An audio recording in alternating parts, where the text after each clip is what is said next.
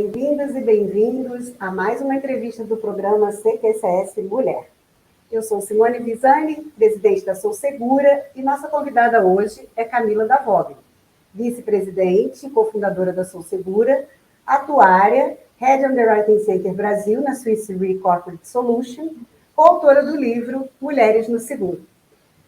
Camila, é uma enorme alegria entrevistar você, pois são muitos os projetos que tenho a honra de dividir com você e eu gostaria que você nos contasse aqui neste espaço um pouco de você e da sua trajetória, para que essa grande rede aqui conheça você melhor. Vamos lá? Oi, Simone, muito obrigada. É um prazer enorme, uma satisfação estar aqui com você, principalmente sendo você, né, uma pessoa com quem eu divido muitos projetos pessoais, seja o livro, a Sou Segura, nossos sonhos e a causa que nos move. Estou muito feliz de estar aqui com você hoje. Que ótimo, Camila. Então, como que o seguro entrou na sua vida? Foi uma escolha ou você caiu de paraquedas, como a maioria dos jovens que entram no nosso setor? Bom, tudo começou quando eu decidi estudar ciências atuariais, né? Isso por si só já é uma coisa inusitada. Eu não tinha ninguém na minha família do setor, ninguém conhecia esse curso, e conforme eu fui me desenvolvendo na faculdade, conforme foi a busca do meu primeiro emprego, eu vim parar e cair de paraquedas, como a gente diz, no setor. Com o passar dos anos, eu sempre digo, né? A gente cai de paraquedas, mas a gente é picado pelo bichinho dos seguros. Então, com o passar dos anos, eu percebo que a escolha foi muito acertada e eu gosto muito de trabalhar no setor, mesmo sem nunca ter imaginado que eu viria para o mercado segurador. Camila, o bichinho do seguro pica e espalha o vírus, e a gente se apaixona. Daí não consegue largar, não é mesmo? Bem, conta pra gente como é ser atuária, uma profissão de exatas e importantíssima para o mercado segurador. Bom, para mim ser atuária até que foi uma escolha muito natural, assim. Eu venho de uma família de engenheiros, matemáticos, professores de matemática, então eu já tinha uma aptidão com a matemática e com a área de exatas muito grande. À medida que eu fui entrando no mercado, entendendo as nuances, aprendendo as modelagens, eu tive também experiência fora do Brasil, com atuários de fora do Brasil, eu fui tomando cada vez mais paixão pela profissão. E o atuário ele pode ter diversas áreas, né, dentro do mercado. Então, ele pode calcular as reservas, pode fazer desenvolvimento de produtos, trabalhar com grandes estatísticas e análises de portfólio. Essa formação de exatas, ele permite que o atuário ele possa atuar em várias áreas. E se eu falar um pouco assim do movimento que o mundo está fazendo com essa questão da Big Data, isso tem exigido do atuário que ele se reinvente, que ele migre e que ele assuma essa posição de cientista de dados. Então, não só mais aquelas modelagens antigas, mas também se atualizar com relação a inteligências artificiais, trabalhar com Big Data. Ele precisa sentar ali no drive da cadeira, né? Sentar ali e dirigir essas novas tecnologias, porque ele é um dos profissionais que já está mais avançado no tratamento e trabalho desse tipo de dado. Pois é, né? A inovação cada vez é mais necessária no nosso mercado. A era digital, com muitas transformações. Então, Camila, como criar produtos inovadores com tantas tecnologias e o mundo em constante mudança, surgindo cada vez mais novidades? Inclusive, eu gostaria que você nos desse também a sua opinião sobre produtos específicos para as mulheres e quais são as suas sugestões. Bom, ainda falando como atuária, eu até vejo que na formação é equilibrada a quantidade de atuários homens e mulheres. Mas como toda profissão, a gente tem sofrido ao longo do desenvolvimento da carreira algumas barreiras e as mulheres não têm chegado, as atuárias, em tantas posições altas de decisão. E eu acho que isso se reflete também nos produtos que a gente desenvolve, como mercado segurador como um todo, né? Porque as seguradoras em geral, elas não têm a mesma sensibilidade se não tiver um equilíbrio na sua gestão e na definição de estratégia. Então, falando como mulher e como uma consumidora de seguros, eu vejo que as seguradoras poderiam criar produtos que fossem mais inclusivos, com coberturas específicas que atendam de fato as mulheres. A gente já vê alguns avanços, por exemplo, seguro alto mulher, mas será que todas as coberturas que estão lá dentro, elas são exatamente aquilo que a mulher motorista precisa no momento de um sinistro, no momento de arrumar seu carro quando ele se quebra ou quando bate? Falando de seguro de vida, não basta ter um seguro de vida da mesma forma que você faz para o homem. Se você realmente quer um diferencial, existem diversas coberturas que são específicas para mulheres e que você poderia colocar nesse seguro de vida. Acho que falta se preocupar mais com aquele lado que não é tão evidente.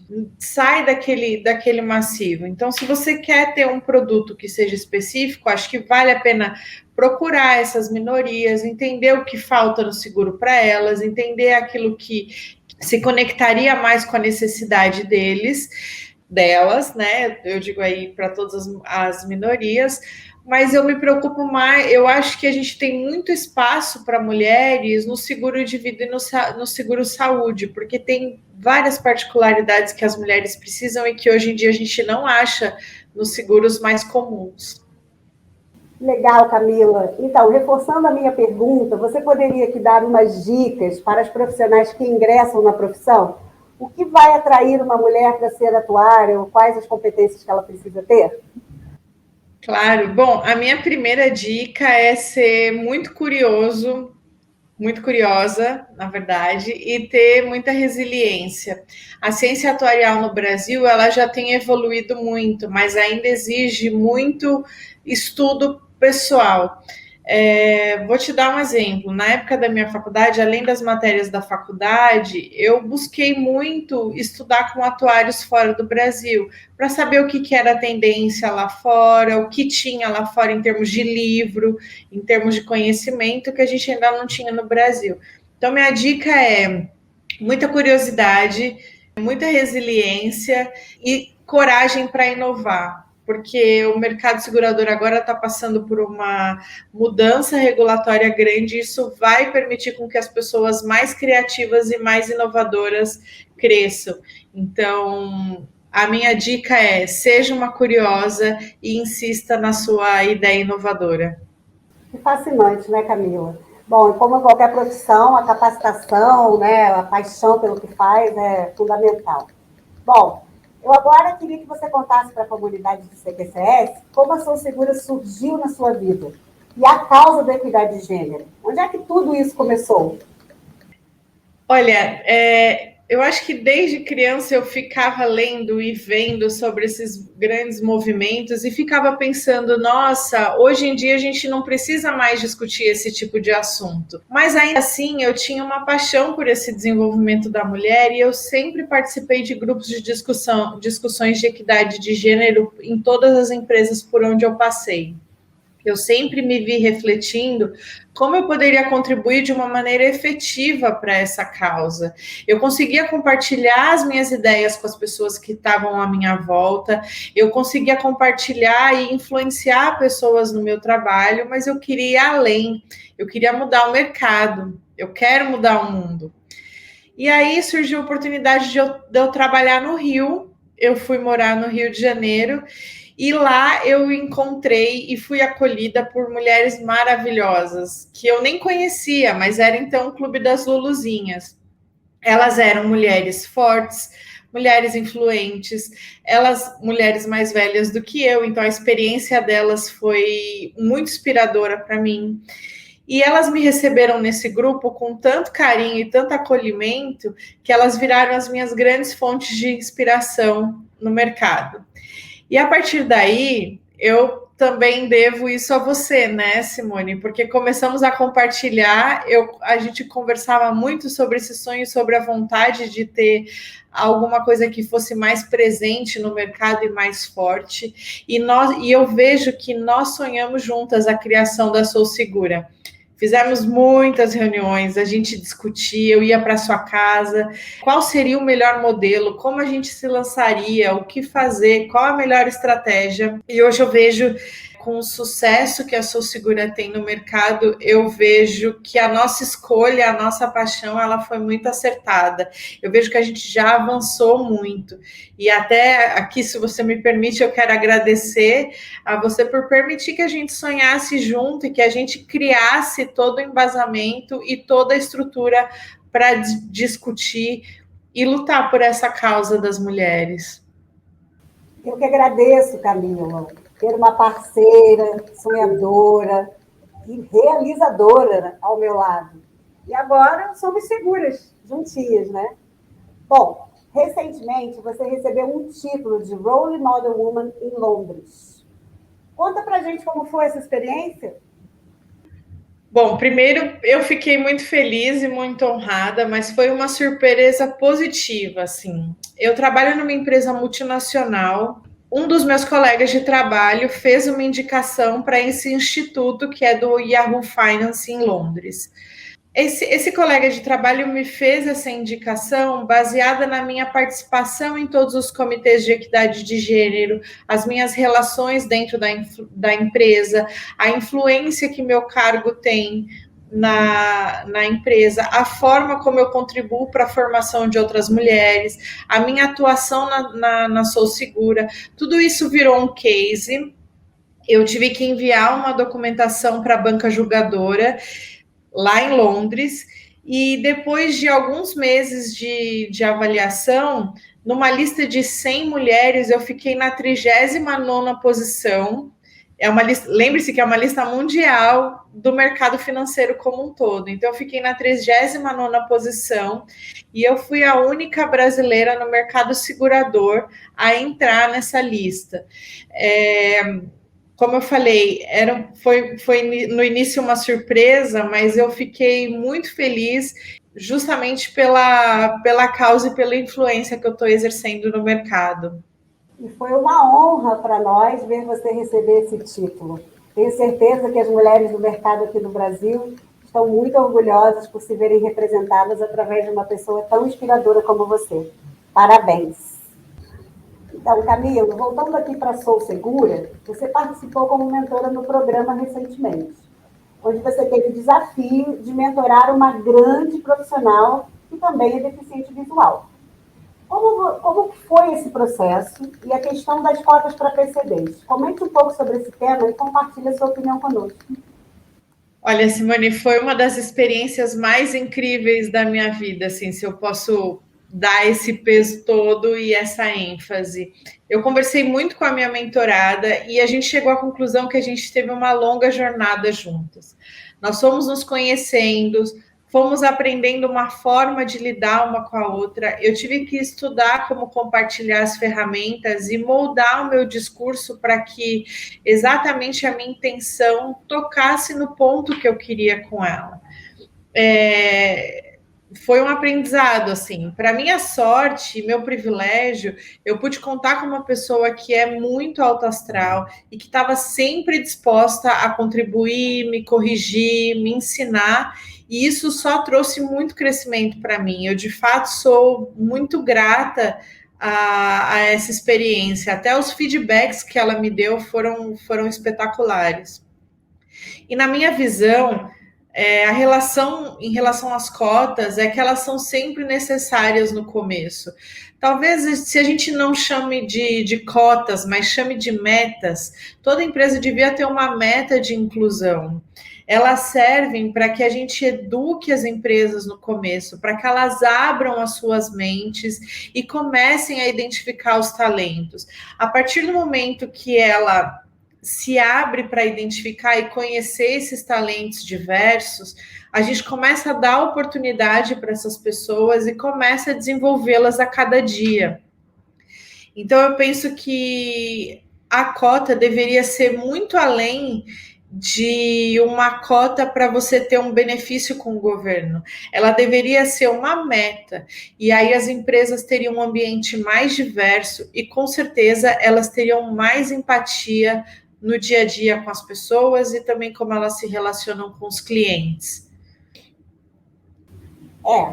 De fato, né? As cotas são extremamente necessárias para que ocorra a inclusão, e bom mesmo seria que houvesse uma conscientização e as empresas criassem as suas metas e as métricas, né, para medir os PCDs. É muito necessária, de fato, para que se comece, já que não há um processo voluntário. Mas a gente vê o mercado aí transformando e mudando, e a gente espera chegar lá. Muito bacana a sua experiência nesse processo de mentoria. E como todo programa, mentora e mentorada aprendem e ensinam. É um processo de ensinagem, como eu costumo dizer, né? Super legal. Enfim, eu vou fazer aqui algumas perguntas bem rápidas para que você respondesse em uma frase. Pode ser? Pode. Então, vamos lá. Uma mulher que te inspira. A minha mãe, que com todas as dificuldades, ela estudou e foi independente. Um trauma. Quando a gente descobre que tem barreiras invisíveis ao longo da nossa caminhada. Uma grande conquista. Chegar onde eu cheguei no mercado e estar à frente da Sou Segura junto com você. Uma desilusão. Olha, se você perguntar para qualquer pensador, a desilusão é sempre amorosa, né? E eu não fui imune nessa caminhada. Um sonho a ser realizado. Ver a Sou Segura como um grande movimento de conquista da equidade no mercado. O que dizer para uma mulher que deseja chegar no topo de sua carreira? Seja resiliente, persista, não desista e não se mude para atender padrões. Diversidade e inclusão. É uma grande necessidade do mundo atual. A gente só vive bem no mundo se a gente entende e é empático com o diverso. Que bacana. Antes de terminar, eu gostaria que você convidasse toda a comunidade do CQCS para participar do Women Insurance, onde você será uma das palestrantes sobre inovação, tema que, pelo visto, domina e já está na esfera internacional. Parabéns, uma mulher sem fronteira. Obrigada, sim. Então, eu gostaria de convidar todos que estão assistindo esse programa a participar no dia 14 de outubro do congresso que acontece em cada cidade, e no dia 14 de outubro vai acontecer o Women in Insurance, ao longo de várias palestras. Eu tenho a honra de ser palestrante falando sobre inovação no mercado segurador.